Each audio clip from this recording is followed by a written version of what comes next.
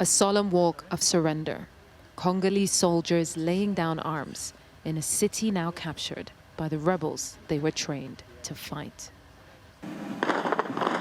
We're trying to see as much as we can while seeking shelter. There's ongoing fighting in the streets as M23 cleans it block by block, trying to cement their control. And in the distance on the road, you can see uniforms laid out on the road in surrender, not just by Congolese forces, but also the hundreds of foreign mercenaries fighting alongside them.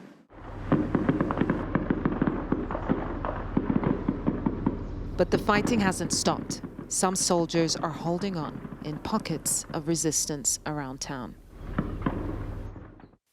Many aren't banking on their success, fleeing across Lake Kivu and on foot to safety.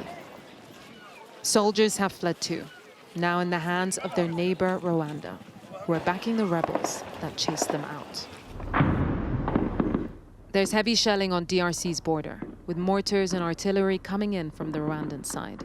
We are taking measures, of course. We spoke to Rwanda's military spokesperson, who says they're firing in retaliation to deadly attacks from this side. Is this an all-out war?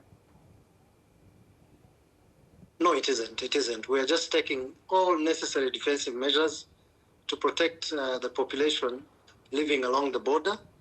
And we will continue to play our role, our primary role of protecting the territorial integrity of Rwanda.